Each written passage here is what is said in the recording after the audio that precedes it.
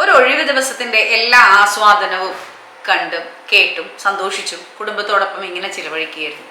അപ്പോൾ നിങ്ങൾക്ക് തോന്നി ഒന്ന് ഫേസ്ബുക്ക് നോക്കിയേക്കാം, ഇൻസ്റ്റാഗ്രാം നോക്കിയേക്കാം. നിങ്ങൾ ഉടനെ അതെടുത്ത് സ്ക്രോൾ ചെയ്തു. നിങ്ങൾ കണ്ട കാഴ്ചയോ നിങ്ങളുടെ സുഹൃത്തുക്കൾ എല്ലാവരും കൂടി ഔട്ടിങ്ങിന് പോയിരിക്കുന്നു, എൻജോയ് ചെയ്യുന്നു, നിങ്ങളെ മാത്രം വിളിച്ചിട്ടില്ല. നിങ്ങൾക്ക് പെട്ടെന്ന് നിങ്ങളുടെ മനസ്സിൽ നിരാശ തോന്നുന്നു. ഒരു ഫോമോ എഫക്റ്റ്.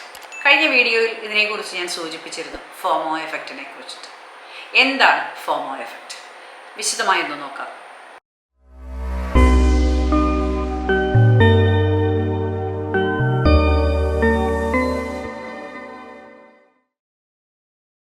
അപ്പോൾ നമ്മൾ പറഞ്ഞു വന്നത് നമ്മളെ ക്ഷണിക്കാത്ത ഒരു പാർട്ടിയുടെ ചിത്രത്തെ കുറിച്ചിട്ടായിരുന്നു. അവർ എൻജോയ് ചെയ്യുന്ന റീൽസിനെ കുറിച്ചിട്ടായിരുന്നു. നമ്മളെ വിളിച്ചിട്ടില്ല, നമ്മൾക്ക് സങ്കടം തോന്നി. പ്രത്യേകം ഒരു മരവിപ്പും ഒരുതരം ഭയവും നമ്മളെ പിടികൂടുന്നതായി നമുക്ക് അനുഭവപ്പെടുന്നു. ഇങ്ങനെയുള്ള ഭയവും ആശങ്കയും നമ്മളിൽ ഉണ്ടാക്കുന്ന ഫിയർ ഓഫ് മിസ്സിങ് ഔട്ട്, അതുതന്നെയാണ് ഫോമോ എഫക്റ്റ്.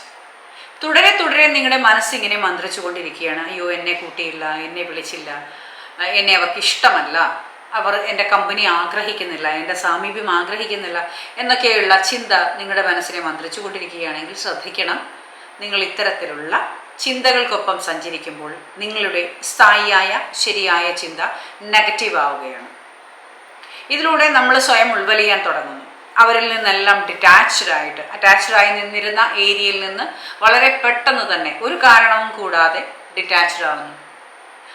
ഒരുപക്ഷേ അവരെല്ലാവരും പ്ലാൻ ചെയ്ത് ആരെങ്കിലെയും ബർത്ത്ഡേക്കോ മറ്റോ കാര്യങ്ങളിൽ ഇങ്ങനെ ഇത്രയും പേര് കൂടാം എന്നുള്ളൊരു തീരുമാനത്തിലായിരിക്കാം വളരെ ചുരുക്കം പേര് നിങ്ങളുടെ സൗഹൃദങ്ങൾ ഒത്തുകൂടിയത്. അവിടെ നിങ്ങളെന്ന് പറഞ്ഞ വ്യക്തിയുടെ പ്രയോറിറ്റി ഇല്ലായ്മയല്ല, അവർ കൂടിയ ആ വ്യക്തികൾ അത്രയും മതി എന്നുള്ളൊരു ചിന്തയായിരിക്കാം അവരെ അതിലേക്ക് നയിച്ചത്.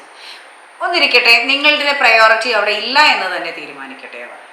പക്ഷേ അവരുടെ ആ ചിന്തകളിൽ നമ്മളെ നമുക്ക് വിട്ടുകൊടുക്കണം. ഈ ഒരു ഫിയർ ഓഫ് മിസ്സിങ് ഔട്ടിൻ്റെ ഒറ്റപ്പെടൽ നമ്മൾ സ്വീകരിക്കണം. അങ്ങനെ വന്നാൽ നമ്മുടെ ജീവിതമല്ലേ നഷ്ടപ്പെട്ടു പോവുക. അങ്ങനെ ഒരു അവസ്ഥയിലേക്ക് നമ്മളെ തള്ളിവിടണം. വേണ്ട എന്നുള്ളത് തന്നെയാണ് നമ്മൾ അവിടെ എടുക്കേണ്ട തീരുമാനം. നമുക്ക് പ്രയോറിറ്റി ഇല്ലാത്തടത്ത്, നമ്മളെ ആവശ്യമില്ലാത്തടത്ത് വെറുതെ ഇടിച്ചു കയറി നമ്മളെ എന്തിനാണ് നമ്മുടെ വാല്യൂ കളയുന്നത്? ഇതൊന്ന് സ്വയം ചോദിക്കേണ്ട ഒരു ചോദ്യമല്ലേ?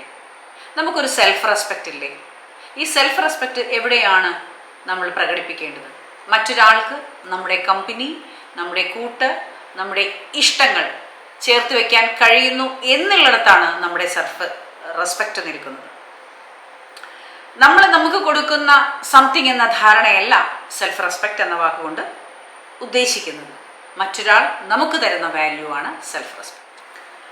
ഇങ്ങനെ മാറ്റി നിർത്തുന്ന സാഹചര്യം ഉണ്ടാകുമ്പോൾ നമുക്ക് കുറച്ച് ടിപ്സുകൾ ഒന്ന് പ്രയോഗിച്ചു നോക്കാം. നമ്മുടെ കഴിവിൽ നമ്മൾ വളരെയധികം കോൺഫിഡൻ്റ് ആവുക, പോസിറ്റീവായി ചിന്തിക്കുന്ന സംസാരിക്കുന്ന വ്യക്തിത്വങ്ങളായിട്ട് ഇടപെടുക.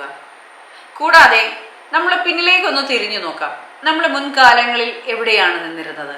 ഇന്ന് ഞാൻ എന്തെല്ലാമാണ് അച്ചീവ് ചെയ്ത് കടന്നു പോകുന്നത്? എൻ്റെ ജീവിത ലക്ഷ്യം എങ്ങോട്ടാണ് എന്നെ നയിക്കുന്നത് എന്നൊക്കെയുള്ള പോസിറ്റീവായ കാര്യങ്ങളെക്കുറിച്ച് ചിന്തിക്കുക. അതിലൂടെ ഒരു ഗ്രാറ്റിറ്റ്യൂഡ് നമ്മളോട് തന്നെ, അല്ലെങ്കിൽ നമ്മുടെ പ്രവർത്തികളോട് തന്നെ, നമ്മുടെ സാഹചര്യങ്ങളോട് തന്നെ ഗ്രാറ്റിറ്റ്യൂഡ് ഉണ്ടായിരിക്കുക.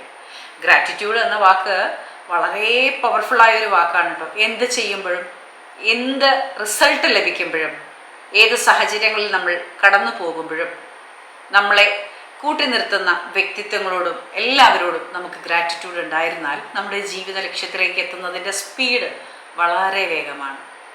അതുകൊണ്ട് തന്നെ നമുക്ക് നമ്മളോട് തന്നെ ഒരു ഗ്രാറ്റിറ്റ്യൂഡ് ഉണ്ടായിരിക്കുക. നമുക്ക് വേണ്ടി ഉരുത്തിരിഞ്ഞു വന്ന സാഹചര്യങ്ങളോടും ഗ്രാറ്റിറ്റ്യൂഡ് ഉണ്ടായിരിക്കുക. തീർച്ചയായിട്ടും ഈ ഗ്രാറ്റിറ്റ്യൂഡ് നമ്മളെ ഉന്നതങ്ങളിലെത്തിക്കും.